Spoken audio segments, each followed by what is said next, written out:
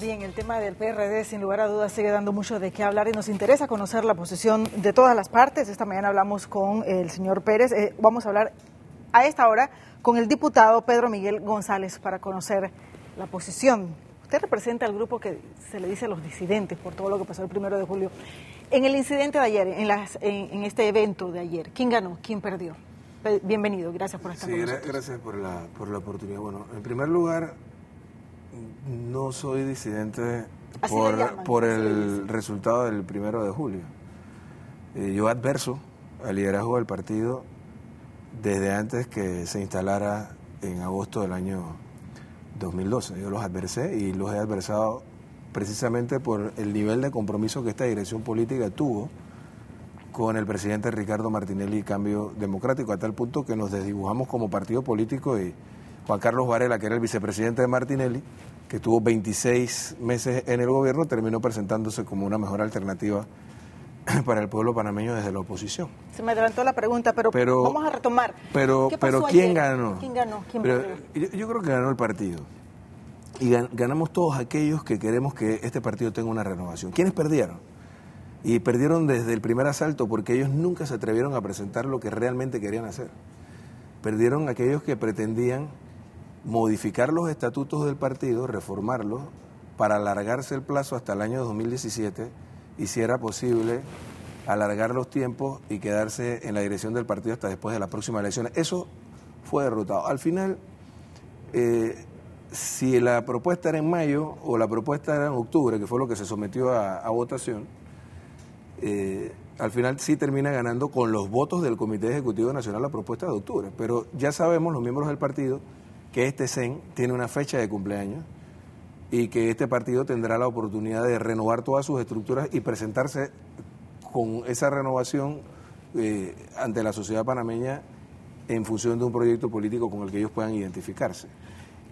Ayúdeme. Pierde también la dirección del partido, la mayoría en el directorio, porque para que lo comprendan los miembros o todos los ciudadanos que están viendo esta entrevista, el directorio está compuesto por 300 miembros. Correcto. Y 10 miembros del Comité Ejecutivo Nacional que tienen derecho a voz y voto. Se acreditaron 287. La propuesta que planteaba de los 300, 280, de los 310, sí. 287. La propuesta que triunfa con 145 votos, la otra con 137, 8 votos de diferencia, pero lo que decidieron fueron los 9 miembros del Comité Ejecutivo Nacional que votaron a favor de la propuesta. Matemática simple. Es decir, ellos perdieron la mayoría con los directores, el día de ayer quedó evidenciado. De eso no hay discusión. Pero lo más importante es que ya sí se disipó la incógnita de si esta gente se iban a quedar dirigiendo el partido después de habernos llevado a la derrota del año 2014 y nos podían entonces terminar enterrando en las próximas elecciones del año 2019. Ya tendremos ahora la oportunidad, tendremos 5 meses más para organizarnos y derrotarlos, y ellos tendrán 5 meses más de desgaste. Esa es la posición suya, pero ¿por qué era tan importante para esa facción llevar esas elecciones hasta octubre? Es muy sencillo. Ellos querían, y aquí está el kit del asunto, ellos pusieron el directorio. Entender esa parte. Ellos pusieron, mire, este directorio, la fecha de ayer, o sea, el 1 de julio y el 12 de julio están íntimamente asociados. Ellos pusieron la fecha del 12 de julio 11 días después del 1 de julio porque ellos, de acuerdo al acuerdo de gobernabilidad y por la mayoría que Robinson tiene dentro de la bancada, ellos pretendían tomarse la Asamblea Nacional para, con ese poder, influir en el resultado del proceso de reorganización, y muy probablemente ayer habrían convocado un congreso extraordinario para cambiar los estatutos y quedarse hasta el 17, si ellos hubiesen ganado el 1 de julio. ¿Qué ocurre? Ellos pierden la asamblea el 1 de julio y ahora lo que querían era llevar los tiempos hasta después del 1 de julio del 2016, de manera que ellos tengan una nueva oportunidad para retomar el control de la asamblea, o al menos impedir que la expresión que está dirigiendo la asamblea en este momento la siga dirigiendo.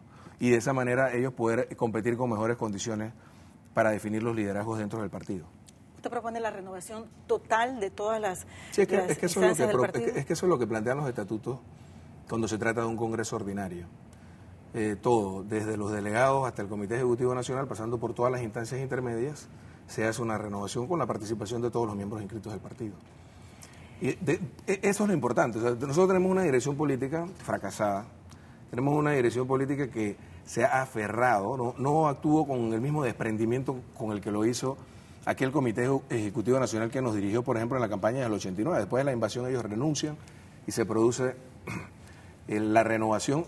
Eso nos permitió a nosotros ganar las elecciones en el año 94 con Pérez Valladares, y cuando perdimos con Balbina, los que éramos miembros del Comité Ejecutivo Nacional, hicimos lo mismo, para permitir que se diera una renovación. Ellos no, ellos se han aferrado allí, pero además es una dirección política que si los miembros del partido y la propia sociedad panameña la analiza, no tiene una sola propuesta para la sociedad panameña.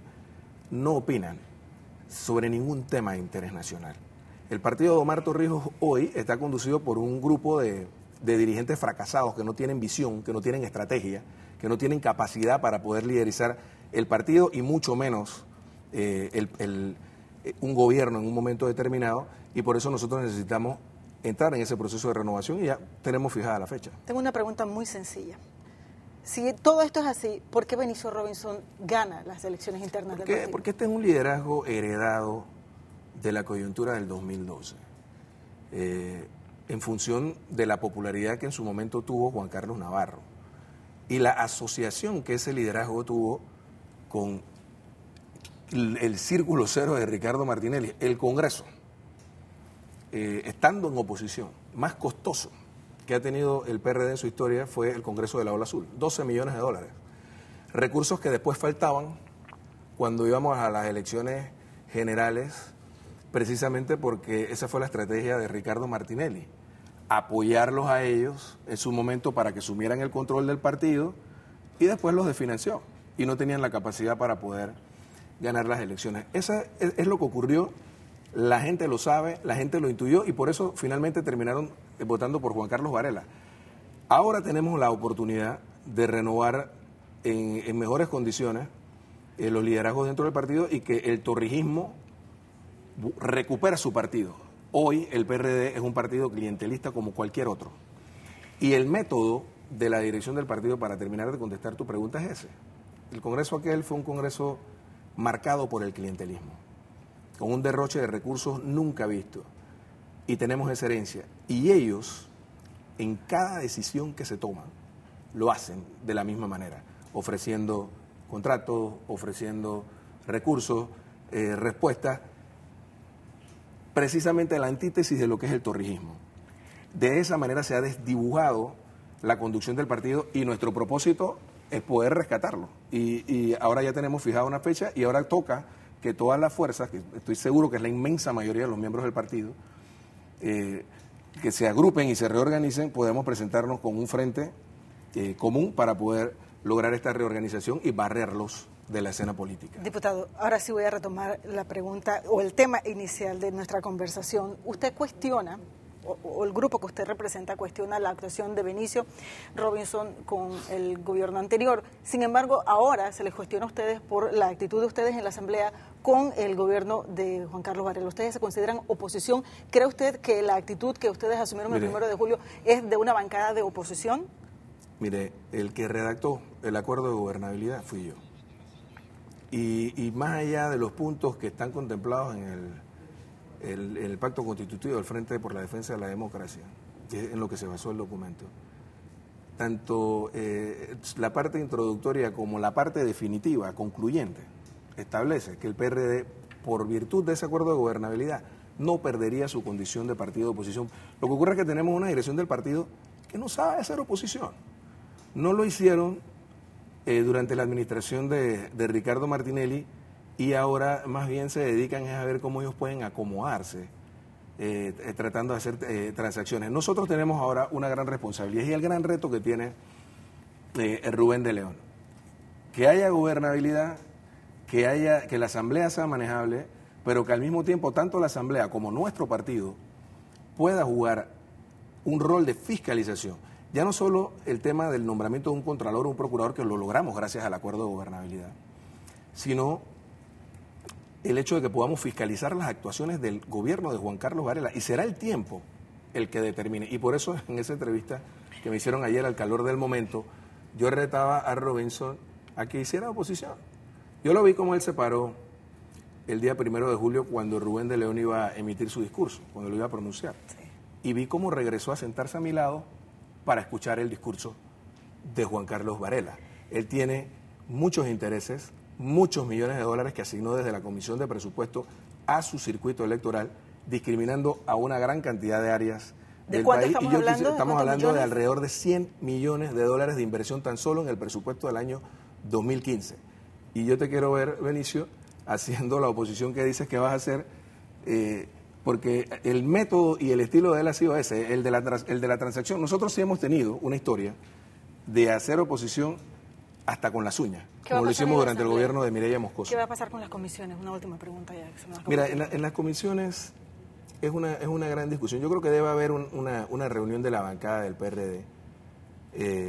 Creo que el presidente de la Asamblea y toda la bancada del PRD debe reunirse para tomar una decisión definitiva.